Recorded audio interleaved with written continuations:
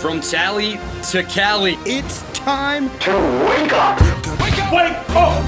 Warchant.com is your ultimate Seminole sports source. And this is Wake Up Warchant, presented by Vitamin Energy. The vitamins. Energy. Now here's Warchant.com's Aslan Hajavandi and Corey Clark. How did you do all the things that we did? And did he take you out shopping like retail? And did you Wake up! It's Wake Up Warchant presented by Vitamin Energy. Coming up on today's show, it's a big old mailbag. A lot of questions about the quarterbacks, some questions about the defense and whether they're just as good as we saw against Cal. And I probably lament too much about the fact that I'm afraid I'm going to lose my house in a hurricane. Wake Up Warchant presented by Vitamin Energy, vitaminenergy.com. Promo code WarchantBOGO. B-O-G-O, Warchant B-O-G-O. Buy one, get one free. What if that works about if I want to buy another house, Corey, after I lose mine? Can I go to like this? I don't think so. I don't think they're they're not as giving in the real estate world. Not the way it works. All right, well, I'll drink Vitamin Energy Mood Plus to alleviate the big sad that's about to wash over me. Can't believe we're doing a show. I love everybody. I'm here to have fun, everybody. We haven't hit the point yet, Corey, where people get agitated with us complaining about the offense. I think like everybody's still upset about the offense. But there's going to be a point where, like, can we stop complaining about the offense? At which point I'll be like, I'm going to start complaining about the fact that I no longer have a house to live in, probably.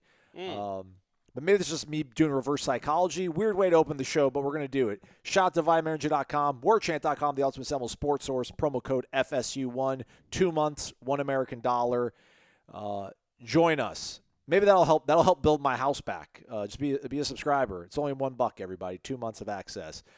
Corey, you're in Atlanta. I'm in Jacksonville. Hopefully everybody was able to get to somewhere that's safe.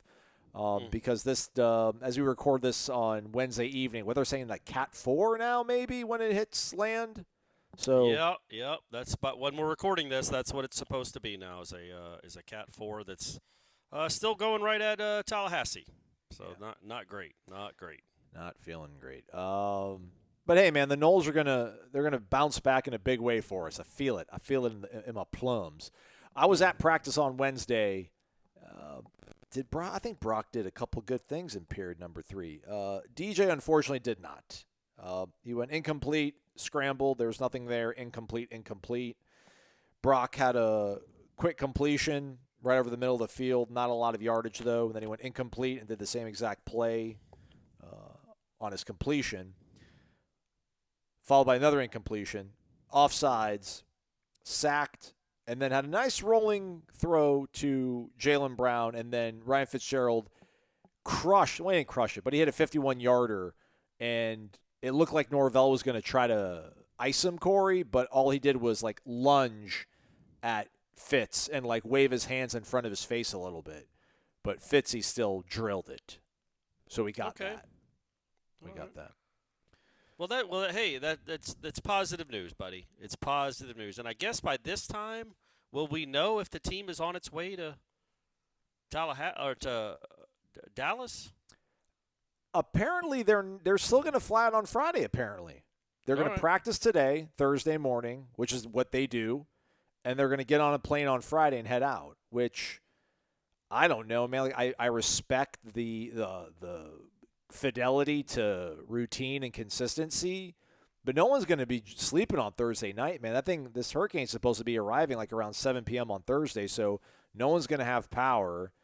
It's going to be pretty boisterous and grim, you know. I mean, a lot of these guys live in an apartment complex, so they'll be fine. I mean, those things aren't going to collapse or anything, but like it's not going to be a great night. I mean, and you know, guys like, you know, farmers from Apalachicola or Port St. Joe. You know, I'm sure he's got family back there he's worried about, but, you know, I guess that doesn't really affect you leaving or not. Thursday or Friday is not going to affect how your family bears things out. But, yeah, the plan is to still do that. Our guy Ira's supposed to be getting on a jet airplane on Friday as well to head to the Dallas Metroplex area, so we keep our fingers crossed. All right, yeah. And we're literally, I know he said at the start of the show, but a lot of people listening to this are hopefully driving out of Tallahassee or are not anywhere near the path of this storm. Aslan's already left. No, Ira hunkers down, but Aslan's already left. You're in Jacksonville, right? Correct, yeah. With your new girlfriend. This is true. Good for you. I'm up here in Atlanta with my wife and her daughter came up, and I'm with my son.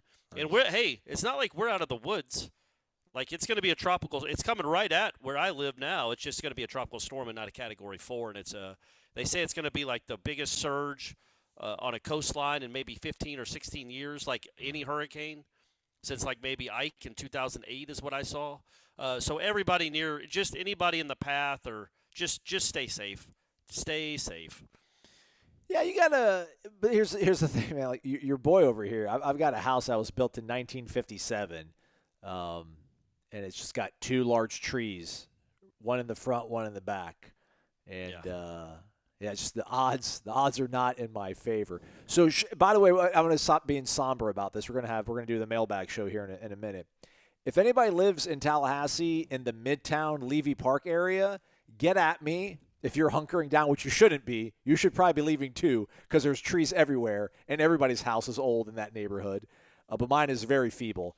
I just want some eyes on mine. I just want somebody to like just let me know, like, Aslan, yes, there's a tree in your house right now, or like, Aslan, there's a mailbox that has your address that you gave me, but I don't see a house anymore.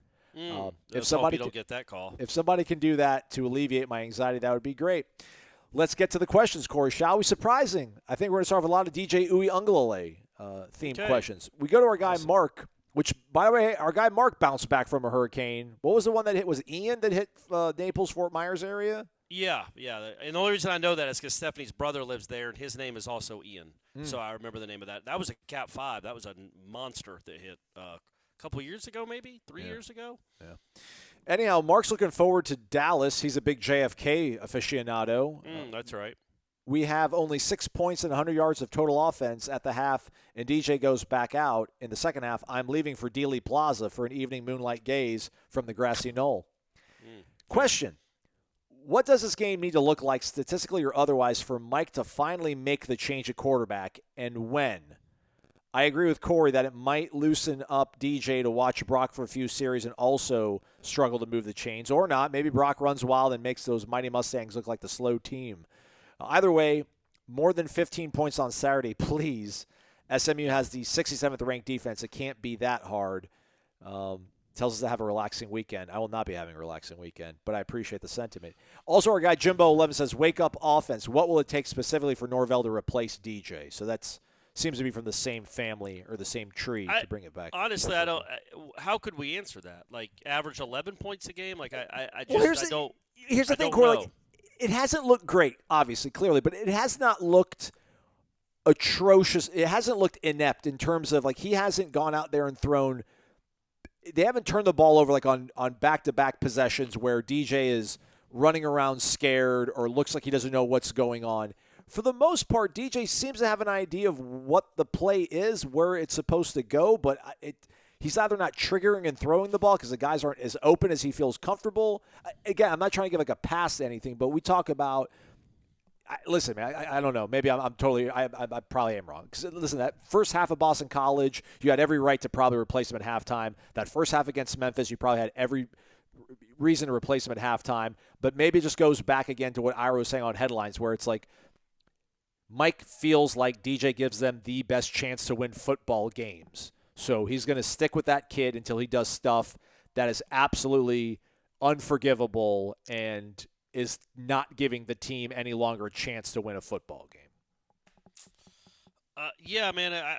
The answer is we don't know. Like if when you have 60 yards and 3 first downs at halftime of a game where you're already 0-2 and you're playing a AAC team and you've got 3 points against a team that the next week gave up 56. If you don't make a change, then let's just stop thinking it's coming. Just come to grips, folks. Like, I think Deshaun Watson's probably going to be the quarterback for the Cleveland Browns all year. Right? You know, if you're willing, because he looks horrible. He looks awful. And they actually have a running game. I know their offensive line's beat up. I know this isn't wake up Browns, but you know we have Browns in the family now. Yeah. And you know they have a good defense and they have when it's healthy a really good offensive line. And that offense looks horrible. But they're not benching them. And how could it look worse where they would elicit a bench? I mean, yes, I guess 3 interceptions in a row, 5 turnovers and 7 possessions. It couldn't look any more feeble production-wise, and he's still your quarterback. So let's just go ahead and assume he's going to be the quarterback. I would think if he starts just completely throwing it to the other, just straight up throwing it to the other team, and you could say, well, he did that against Cal, sure, but then he also came back and threw a game-winning touchdown. If he has 3 turnovers in a game instead of 1, then maybe that's where you're like, well, at this point, he's not even a game manager. He's giving away the game. You make a change. But apparently, if that doesn't happen, DJ is going to be the not just the starter, but the quarterback. 706 Noel. I started listening to Wake Up religiously right after Jimbo left and we were looking for a new coach. Those were pre-Aslan days, and I was living in Lubbock, Texas, just looking for a way to stay plugged into the news, and I've been an everyday listener since. Dark times back then, and I feel some deja vu, but I'm optimistic things will turn around. Those are actually pre-Corey days as well. Yeah. Onward now. I'm tired of talking about DJ not being the quarterback. It appears that's going to It's just funny coming right after that question. Hey, sometimes I read these questions beforehand and time them up properly. Although now that I see this out of the corner of my eye, we should talk about this thing too as well. The kid from UNLV. That's a crazy thing. Yeah, we can get into that in a few minutes, I guess. Anyhow, I'm tired of talking about DJ not being the quarterback. It appears that's going to be the case for the foreseeable future. Based on y'all's observations, how can we scheme this offense for him to be successful? Who needs to step up to act as a crutch for this offense to limp through the season? Bonus question, how do you feel about the alleged turquoise uniforms versus Charleston Southern?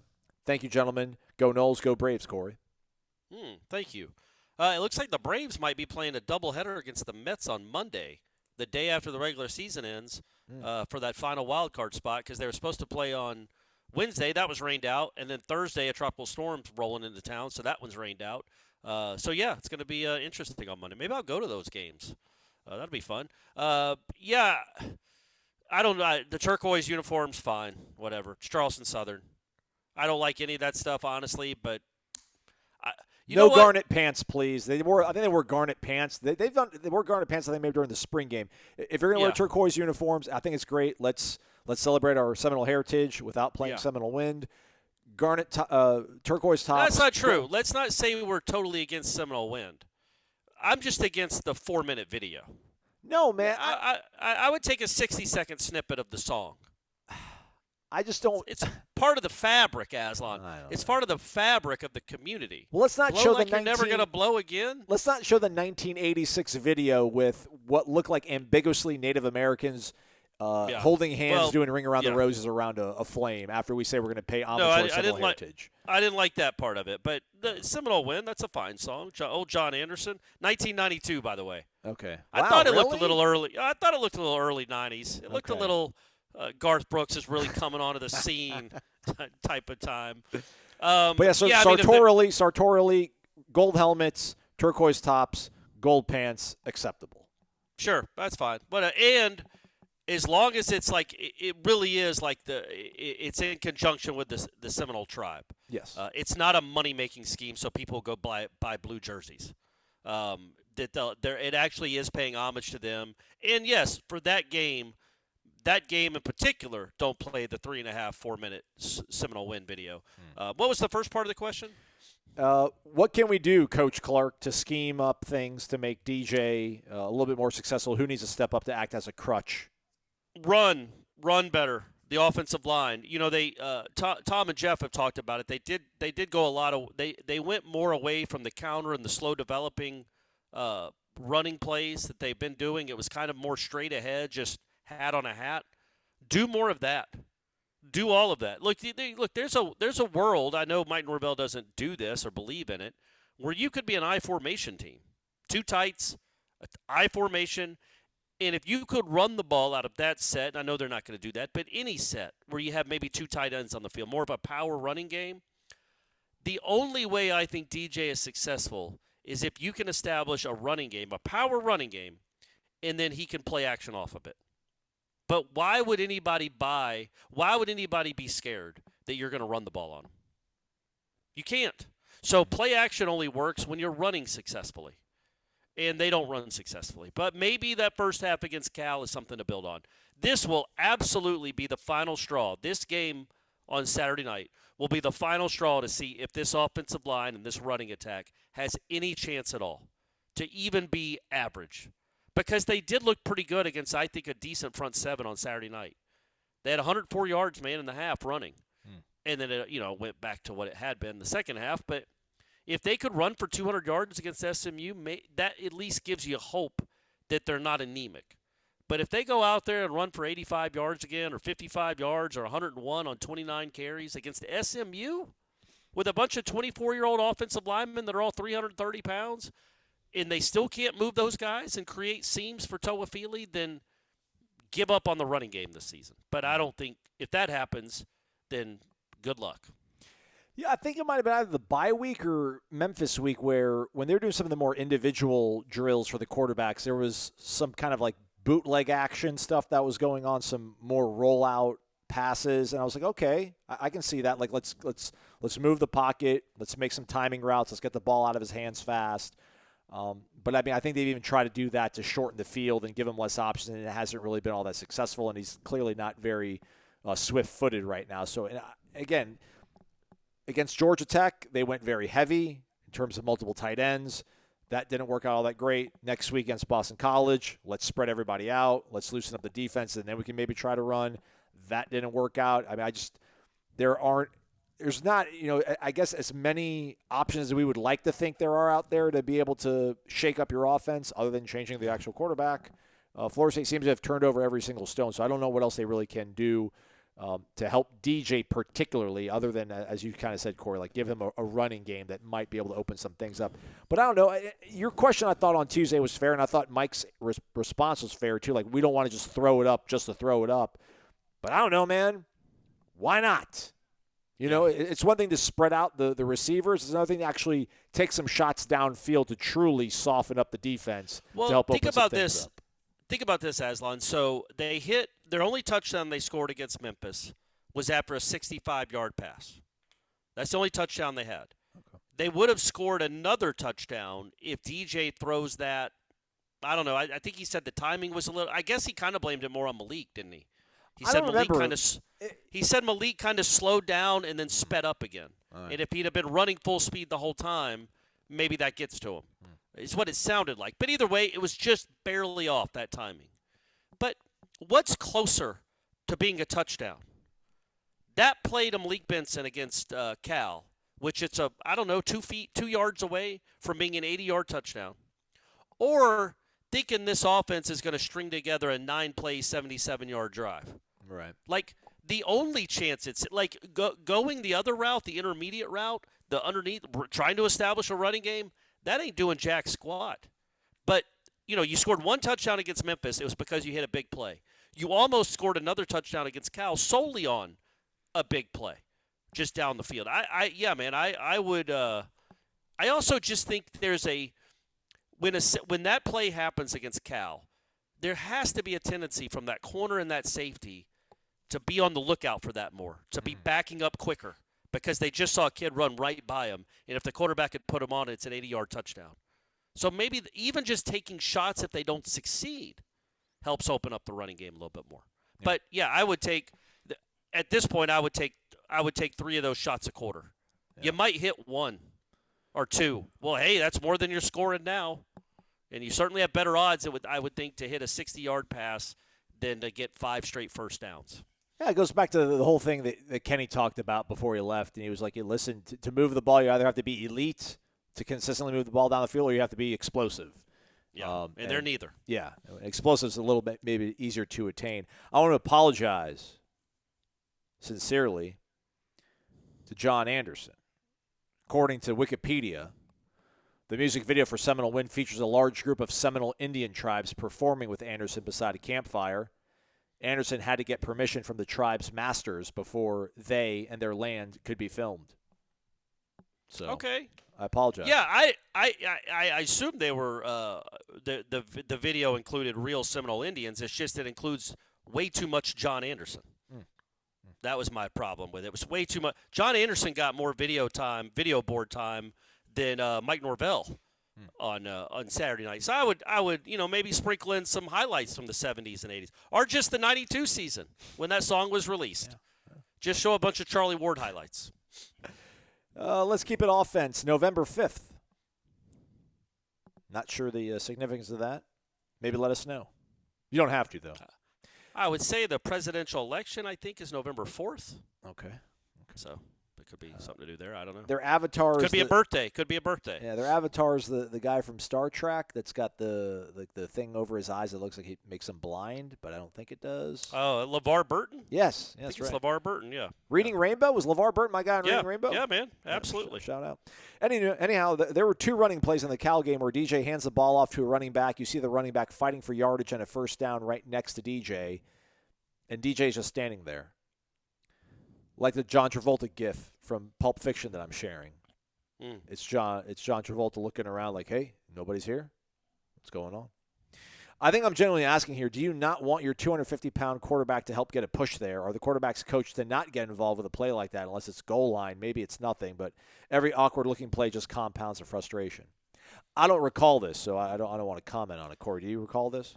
I don't, but I would say if it's not near the goal line or if it's not for a first down, you're not going to see, I don't know, Jameis would be maybe one of, I don't know, of the 0.01% of quarterbacks that would do that. Because, yes, I think typically your even big ones, are going to be yelled at, like, get away from the pile, man. You don't want to get mixed up in there and then get a knee or somebody dive into you to try to stop the pile. Get away from it. But, yeah, sure, I would have DJ pick up guys and run with them. To get a first down if you had to. Yes, I think the second half of the question is very astute. When it's this bad, everything it looks awkward and I can't remember exactly how I worded it, but it compounds the frustration. Everything is compounded when the production is this bad. Bradley Moss, wake up! A lot of quarterback talk these days. November 5th is Election Day, by the way. Okay. So it's not November 4th. It's November 5th, so there you go. Right. It's also the first, I think it's the first college football playoff release from ESPN, same day. Let's see if maybe his join date was August 1st. All right, so maybe. Okay. All right. Anyhow, lots of quarterback talk these days. CMN IMO is being rightfully criticized. Almost sound like bingo. Coach Mike Norvell, in my opinion, is being rightfully criticized for what he has brought in so far quarterback-wise. Is his evaluation of high school quarterbacks that bad, or is it also based on who we can realistically land? Apparently, a Coach Mike Norvell offense might not have a ceiling on how good a quarterback we can get. What do we need to do to be able to land the top-ranked high school quarterbacks? Doesn't seem like we are ever in on those guys. We can get good, but what's going to take to land an elite one? Well, I think they hope Luke Kromenhoek's an elite one. He was ranked. What was he? Wasn't he ranked like one of the top 10 in the country? I thought. Yeah, I can try to provide data to back that up. But yeah, Kromenhoek's one of those. I mean, Brock was a 4-star, but then he lost one. So Kromenhoek was a number 4 quarterback in the country. His cycle, he's a number 45 overall prospect. Yeah, number 4 quarterback. So you got a top 5 quarterback. So that is elite. There's only 3 ones ahead of him. And I'd also say and the guys ranked ahead of him for context. Dylan Raiola, Julian Sayin, who was actually committed to Alabama, then he went to Ohio State when Saban retired, and then DJ Lagway. Oh, really? Okay. All right. And look, Lagway, I think, has some real nice qualities to him, but he hasn't looked. He looked overmatched against A&M when he finally faced a real defense. He looked overmatched. I mean, so the point being, the jury is still out on all these guys. Maybe not Raiola. He's pretty good. It seems like he might be something real, but the jury is still out on most of these guys. And the reality, honestly, even more than that, is this is a hard position to evaluate. People get it wrong all the time. Jimbo got it wrong a lot. Now he got 3 good ones in a row, but he also, there were guys. I'm not going to throw names, but names, yeah. there were bad guys that he brought in too. It's not an exact science, but it is absolutely fair to say that much like the offensive line, honestly, you haven't brought in anybody in 4 years at the quarterback position that has really in any way helped you win a game other than Tate Rodemaker against Louisville. That's it in 2022. That's your only high school. And now, a lot of that had to do because Jordan Travis was starting 37 games. But, maybe it looks better in the swamp last year. Let's just play it out. And I don't think this is true. I think Alabama and Texas were going either way. But what if your backup quarterback to Jordan Travis goes to the swamp and puts up 40? And then the last play of that game, he gets dinged up, and he can't play the next week because he's got a concussion. Do they then hold – would they say, oh, Florida State can't – they don't belong because they don't have Jordan Travis? Well, no, the guy that will be playing in the Rose Bowl put up 40 in the swamp. But they didn't put up 40. They got like 200 yards of offense. It was clear they didn't trust Tate Rodemaker to do anything, and they damn sure didn't trust Brock Glenn to do anything against Louisville with good reason. He was a third-string quarterback. But when you throw in Glenn, Rodemaker, who else? Duffy, Purdy, Chubba. Yeah, it doesn't look great. But these things are hard. It's hard to get this right. That's why it's the most important position in sports and why there's so many busts in the NFL and all over the country. But the hope is Kromenhoek is the guy, right? Or Brock Glenn. But Kromenhoek, going back to the question, Kromenhoek was the highly rated elite quarterback that you hope turns into that. But heck, wasn't the kid at Oklahoma considered the best in the country? Well, right? the one that replaced the one that just got benched. Yeah, he was 18th. He was 18th in that cycle behind Kromenhoek. Michael Hawkins. No, I'm talking about the kid that got benched. The kid that Hawkins replaced, Jackson Arnold, or whatever his name is. Yeah, he was I think he was a super-duper five-star kid. Yeah, he was. And he just got replaced by the 18th best quarterback in the country. So it is a crapshoot. I don't know what Cam Ward was ranked coming out of high school. I don't know what Shedeur Sanders was ranked coming out of high school. I know they weren't top 10 in the country, like five-star kids, or they wouldn't have ended up at Incarnate Word and Jackson State. And I don't even think Kendall offered Shedeur Sanders when Kendall was the OC at Florida State. So they weren't can't-miss guys, and, now they're, I don't know, Cam's probably in the running for the Heisman. I think Shedeur was a legit prospect, but But he wasn't like a can't-miss, like you got to have this kid. He's a five-star super-duper guy. Well, you just knew he was going to follow his dad. By the way, ironically enough, Jackson Arnold was the number 4 quarterback in his class. He was number 8 overall prospect, though. Oh, wow. Country. Quarterback heavy top there. Who are the other 3 quarterbacks? That year, let's click on a link and see if we can find it. Nico Imimaliava. Sure. Dante Moore, who Florida State was in on, and he actually came and visited. He's from Michigan. He committed to UCLA, and I don't know where he transferred to. I think maybe Oregon. So I think he's holding the clipboard for, what's his name? Dylan Gabriel. And then Eli Manning's nephew. Oh, yeah, I've heard of him. Okay, fair. All right, okay. Yeah, that's a lot. 4 of the top 8 were quarterbacks. That's interesting. Oh, no. I thought you were talking about who were the quarterbacks ahead of Jackson Arnold. You want to know who were like the 7 guys that were? No, you said there were 8. You said there were 8 overall players. He was the 8th overall player in the 4th quarterback. So that means 4 of the top 8 players in the country were quarterbacks. Oh, yeah, right. Yeah, that's what I'm. Come on, get it together, Aslan. Sorry. Caleb Downs was ahead of him. Zachariah heard of him. Branch. Brady's classmate, Caleb Downs. Just want to throw that out there. They went to the same school. They're not buddies necessarily, but Brady was in the same hallways with that kid. Your buddies are always waiting for you over the Corner Pocket Bar and Grill, everybody. Usually on home games, your buddies are there for you, like Corey Clark and Jeff Cameron. Not usually. They're always there, but there's not a home game this week. They're over in Dallas. First true roadie of the year. If you don't feel like – I wonder how Corner Pocket's going to hold up, man.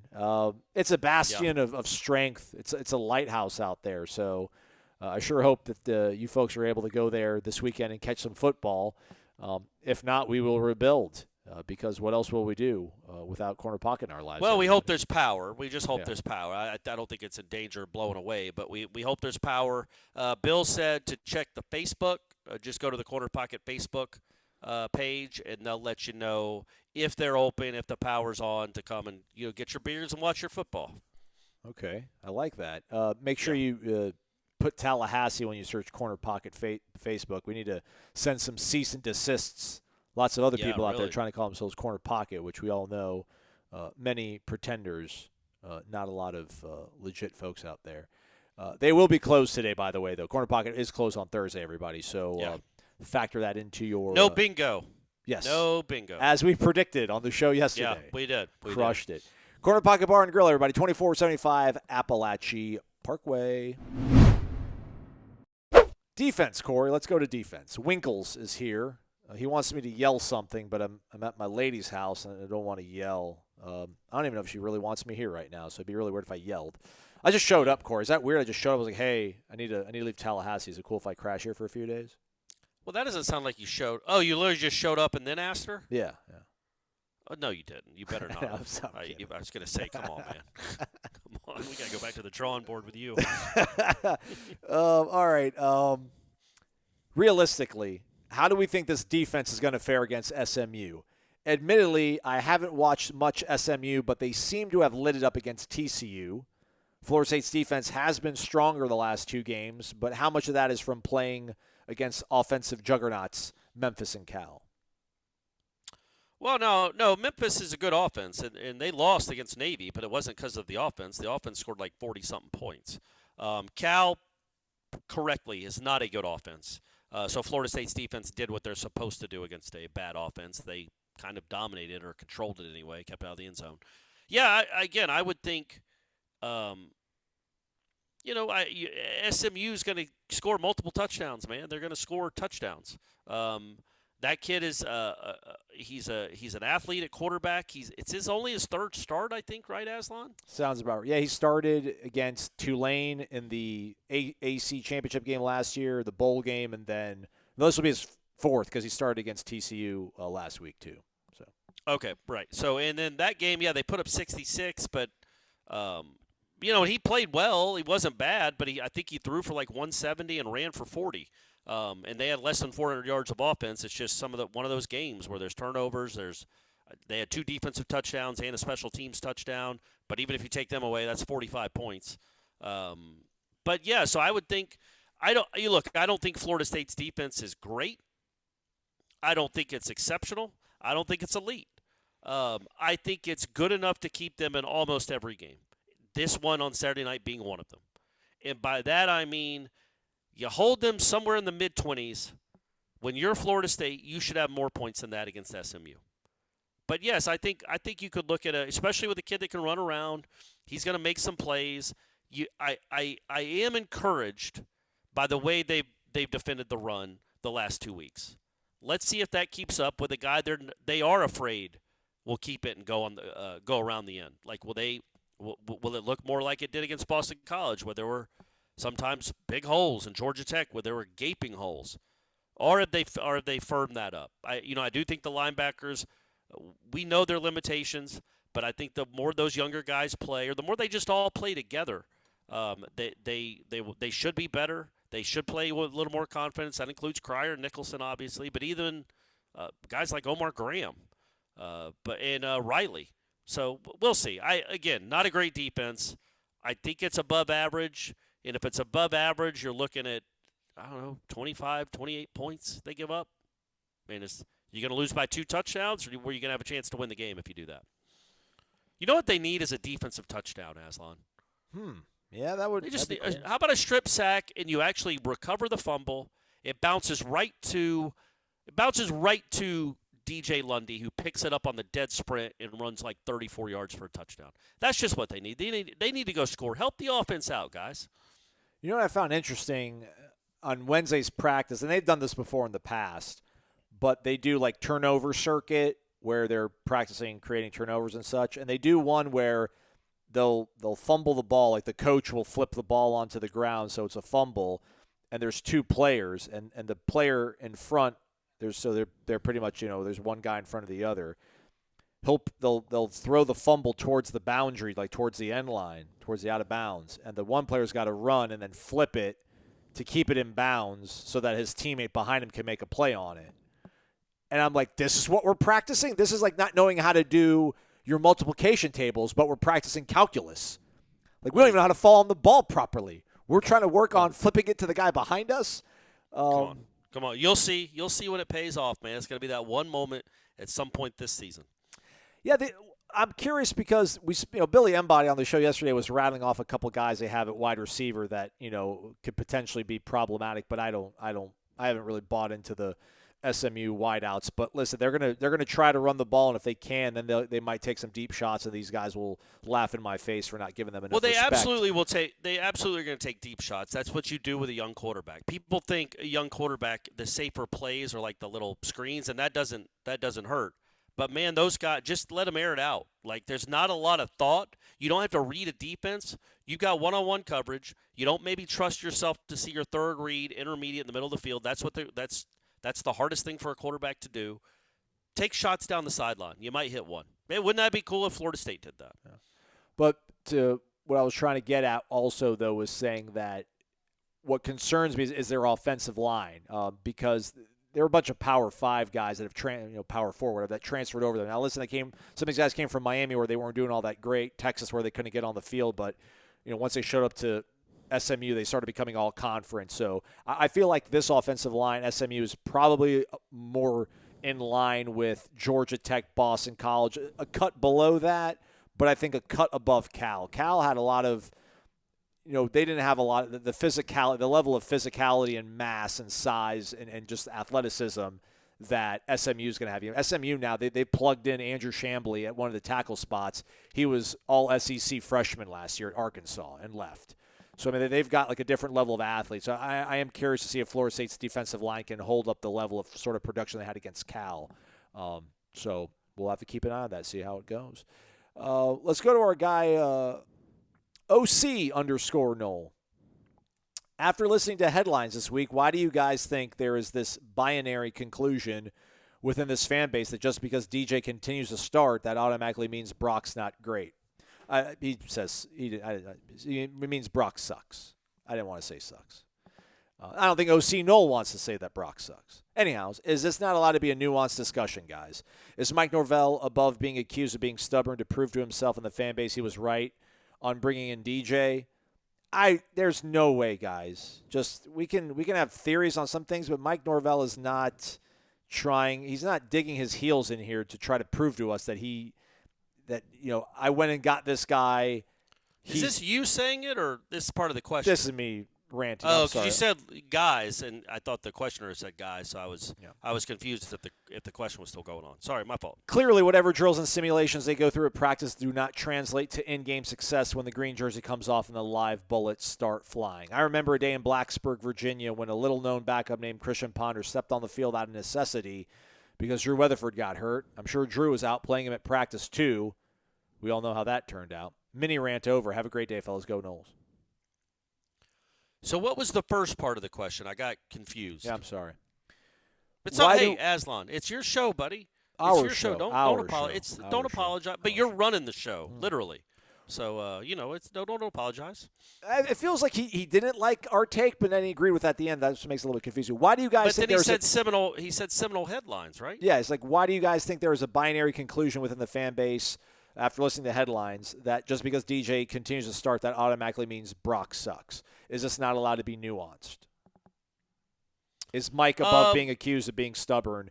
I think I don't want to say he's above that, but I just don't think it's an accurate accusation. Well, again, I'll go back to what my analogy was to Ira, is that normally a redshirt freshman quarterback, you would never think, just because he's not playing in Game 4 of his redshirt freshman year, the coach must not think he's very good. But I don't think, and don't paint all FSU fans under this one brush. I would not do that. I'm not saying all FSU fans think that Brock Glenn must just not be able to play because he's not playing right now. I don't think all Florida State fans think that. I think some Florida State fans think that, and I think they're right to think that. Not in normal cases, 4 games into a redshirt freshman year, but in historically bad cases, like emergency alarm type cases like this season is, if you still don't think this kid that's been here 18 months, speaking from a fan, a disgruntled fan, if you still don't think he's ready to help you score 15.1 points per game, which would be an improvement, then you don't think he is the future. Clearly. I don't think that's a crazy notion. And the analogy I used was, I was pretty sure last year that Tom House wasn't a very good high-level college back. Why do we got to beat up on Tom again, man? I did it because this was the analogy I used. Tom, love you. Hope you have a great career at Furman. But if Tom House couldn't play more than a few minutes a game on that Florida State team last year or the year before, then shouldn't that tell us that he's not burgeoning Yes. to Yes. be, he's going to be a star? Yes. So, again, in the conversation, I think the conversation that matters most, man, to me, is not what they do with DJ this year. DJ's a write-off. It's sunk cost. Like, this season is what it is. Like, he's a one-year rental, and it wasn't a good rental, apparently. What are you going to do in 2025? That's all Florida State fans that are really thinking about the future of this program. You want them to win Saturday night. You want them to win every game. But you're really concerned is how is it going to be better next year? Who is your guy, Mike? Who is your guy? And so, yes, it is absolutely a nuanced conversation. Brock Glenn by November might be the guy that he's rolling with. He also might be a guy that goes in on Saturday night and has a couple of really good series, and his career turns out completely differently. What if Jordan Travis doesn't beat Syracuse in 2021? You know, they were tied 30-30, and he had not played well, at least throwing the ball. I think he completed 23 passes for 140 yards. It was just gross. But that last drive of the game, he has 2 runs, 2 scrambles for about 40 yards, gets in a field goal range, they win, and his career takes a completely different path. If they lose to Syracuse to go to 0-5, and again, you had to beat Syracuse on a last-second kick. Who knows, man? Who knows how his career turns out? Sometimes it can just be a moment or a game that flips everything. And Brock Glenn could have that moment coming. But if he does not get on the field this year and they continue to score 15 points, I don't think it's Mike Norvell just being stubborn, DJ is my guy, or we gave him this money, or DJ's got those pictures of me. It's not anything conspiratorial like that. It's just that he doesn't think Brock Glenn is as good as DJ. So, all right, let's get to the home stretch on this. Gio Nole, hello. I don't think I answered that. Ask it again next week. I'll come up with a better answer. It's 2024, and although the Cubs did win the World Series, nope, no flying cars. But our innovations have yielded things like phones that tell us what song's playing and televisions the size of mattresses for mere dollars. And tools to help us groom without the stresses that we had to deal with of yesteryear. We're men, we're tough and all that stuff, but some bits a little bit tender, a little bit sensitive, maybe a little bit delicate. Well, Manscaped has crafted devices to safeguard our hardware. It's called Skin Safe technology. It involves the use of blades with advanced ceramics and rounded teeth. I mean, the thought of teeth near the jewels. But hey, rounded teeth? All right, sounds safe, feels safe. Head to manscaped.com, use the promo code WARCHANT to get 20% off your order. Manscaped, like landscaped.com, promo code WARCHANT for a deep 20% discount. Manscaped.com, be him and trim. Gio Nole, gentlemen, thank you for always showing up and showing out. My question for both of you is, are we asking the right questions about this season? What I'm saying is, shouldn't we be asking about development? Corey always says, we can do things too. Why can't we develop players? Why can't we develop a scheme that better fits our team? We see this across the country, yet we find ourselves never getting the job done for our young players. Thanks for all you do to stay safe.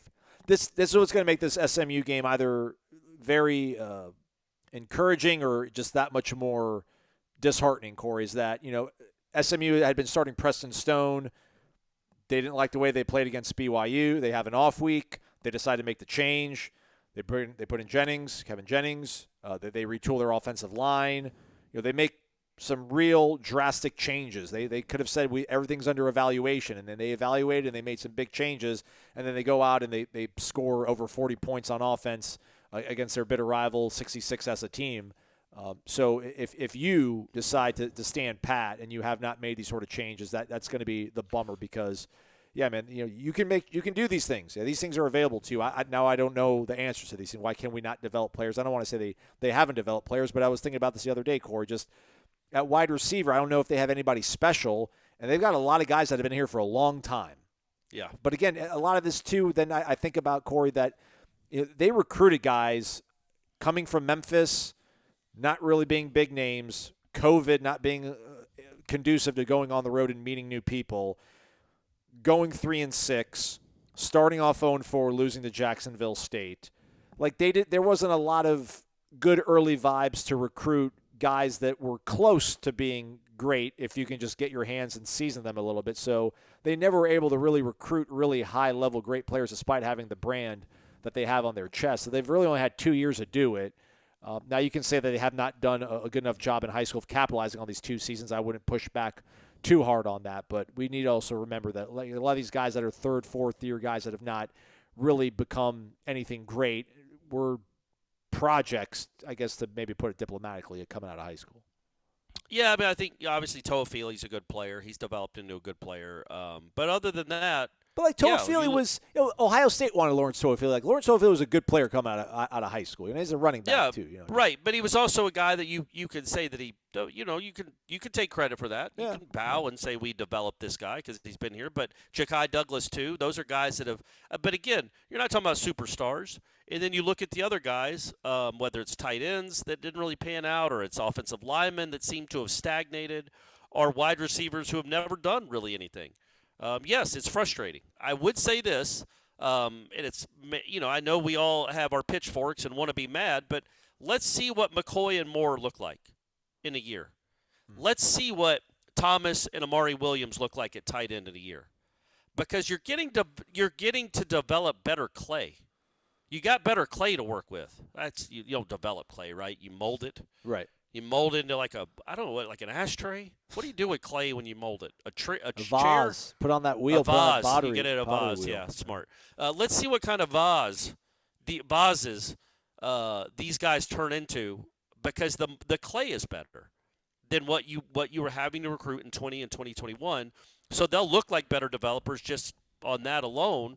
But yes, man, it's all fair. When your offense is doing this, it's all fair to wonder, where are the guys that you brought in? Why have they not developed into what you hoped they would be? And if they hadn't, not to be rude or callous, but why are they still on the team then? Why have they been taking up these kind of roster spots when they don't ever do anything for your offense and your program? So, yeah, fair question. You've got 3 guys, and Portier just seems like a hard – I really do think that kid has some talent. Out of the 3 I'm mentioning, I think he has the most talent. It's just he never can seem to get right. But Portier, Darian Williamson, and Deuce Spann. There's 3 wide receivers at Florida State University that have probably combined for, 31 catches in their careers in 40 games. It's just combined, like it's just not – it has not been the production you would like from that position. And then the running backs, again, Toafili's good. And again, they do get credit for bringing in Benson and Johnny Wilson and making them players and making them – because it's not like they were ready-made superstars when they got them. Right.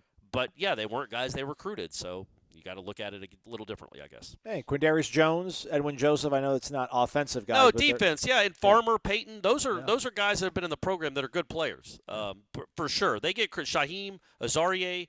The defensive side of the ball, I don't think you can say that nearly as much. I think at all, really. I think it's the offensive side of the ball where you've really struggled to have any guys from like the 20 and 21 and really 22 class kind of make an impact in any real way besides Toafili and Ja'Kai Douglas. All right, we're going to take like 4 minutes to go over these next 3 questions. I'm just going to kind of throw them out there, and you can rant or riff off of what I'm basically going off of, Corey. Randy's Candy was saying that he remembers 2022 very well. The losses still sting. He remembers somebody came on the message board after NC State and said, don't be fooled by the way the team finishes the season out in 2022. We're going to end up playing very bad teams. Loaded question, how much of Norvell's success is actual success versus benefiting from the incredibly weak, floundering rivals and an easy schedule versus actual program buildings and schemes? I don't like getting into that realm of discussion because I remember that's the way that people started talking about Jimbo after he left. When we would celebrate his domination over the rivals, and it was like, well, listen, man, Miami and Florida, that wasn't Steve Spurrier and Dennis Erickson he was beating, and it's like, I get it, but man, I'm not gonna poo-poo that stuff. The 2022 games, those teams didn't have quarterbacks, but you ran for over 200 yards every single game, pretty much towards the end of it. So I don't have a lot to quibble over on that one. Island Chief, depth charts, Byers and Scott ready to play apparently, sounds like, but Early was the highest graded guy. I think his run blocking was better than anything we've seen from those 2 guys. Why is he listed at 3rd on the depth chart? If not now, when? Yeah. Well, he's technically a second teamer. It's him or Robert Scott, right? Right. So one of those things. But yes, I get the point. So yeah, depth charts here. I wouldn't put too much stock into it. I think Early has a spot probably on the field in Dallas. And then Rocket 89, don't let the haters bother you, boys. Most of us know you had no incentive to mislead us on what you saw in practice. Several outlets said the same thing. Unfortunately, on-field performance has been bad. So far, we've seen bad play from several units, not just quarterback. Which unit has shown the biggest deviation in-game versus what you've seen in practice? Any units outperforming your expectations? It has to be offensive line. So, Corey, what do you want to go have at it, man? Underperforming units, Jalen Early's status on the depth chart, and the 2022 success. How much of that was soft schedules? How much of Mike's success has truly been success? How much of it has just been fortuitous scheduling? I think the thing that was confounding and confusing when we were watching them is we did watch that running game hit big runs. We did watch that running game. And I don't want to just say the offensive line because so much of it is more – it's not just the offensive line that goes into, impactful runs. It's the quarterback making the right read. It's the running back hitting the right hole. But there were days where they ran really well up the middle. They did. And remember, we thought they were going up against the defensive line that we saw Saturday night against Cal. Clearly, that defensive line has gotten better. They're rotating in more bodies. But we thought what we saw against Cal was the defensive line we were going to see, or in Memphis too, honestly, was the defensive line that they were going up against. So if you saw a running attack look like that against that defensive line that just stymied Cal, I mean, that Cal running back's really good, man. That's why I was so bullish on the team this year, is because they ran the ball well in practice. But then you dial it back and you're like, okay, well, they're not tackling. Maybe some of these defensive linemen aren't playing as many reps as we would expect in practice, and they're doing it against guys that maybe aren't the caliber of a Darrell Jackson or a Josh Farmer. Or maybe Peyton and Jones aren't out there all the time, or Lola Hay or whatever. So I just think we were confused by the running game. At least I can speak for myself. I never thought most of the times on this show in August we were talking about how the receivers didn't look great. Mm-hmm. I never thought the receivers were going to be great. I never thought the passing game was going to be great. I thought the running game was going to be so strong it would not matter, and against worse teams with worse secondaries. As you establish a run, everything comes off that. You get to hit play action. You get to hit deep shots because Malik Benson and Jaylen Brown can run. Jalen Lucas, all that stuff. So that's why that's the biggest not mislead. Miscalculation. We weren't misleading. Miscalculation. To go to the Norvell, I don't know, man. It's like college football. You win 19 games in a row. I think even with the 3 losses to start the season, he still had like the 4th or 5th best record in the country over the last 3 years. Like it's just, we can say, they didn't beat up, they beat not great teams or whatever we want to say. It's like, man, undefeated seasons are rare anywhere. LSU ended up being pretty good, right? That kid was a pretty good quarterback. Correct. They beat him twice. So I don't think we can just say it was no mediocre coaches, in my opinion, are mediocre teams roll through 19 straight games, right? 19 straight wins. And I know they didn't roll all of them, but you don't win 19 straight games just because it's a weak schedule. Teams in the AAC don't do that. So let's not the thought that somebody after the NC State game was like, don't be fooled when they win out. It's like nobody was thinking they were going to win out the last 6 games of 2022. And it wasn't just that they won out. They went and crushed Syracuse and Miami on the road in ways that a Florida State team hadn't crushed anyone in decades. The 13 team notwithstanding, they outscored teams 81-6 in 2 games. That was just so. Anyway, I think it wasn't just that they won those games; they were absolutely dominant until the Florida game. That's what makes you think that that was not just the product of the schedule. That was a good team and a good coach. All right, we did it. Sorry we had to kind of rush through some of those at the end, everybody. Those were really good And questions. Jalen Early should play. Jalen Early should play. I hope he does play. Free them That youngins. would be crazy if he didn't play. It'd be crazy if he didn't play. Thanks so much for listening, everybody. Hope you're somewhere safe and out of harm's way. And, man, let's keep our fingers crossed that we all end up coming back to Tallahassee over the next few days. And, our lives aren't irreparably shakeneth. I don't know. Try to do a good ending, but you know how that always goes. I got you. We might do a show tomorrow. We might not do a show tomorrow. So just subscribe, then you'll know when it happens. It'll drop right into your phone. It's awesome how that all works out. So thanks for listening. For Corey Amazon, it's been Wake Up Warchant, presented by Vitamin Energy.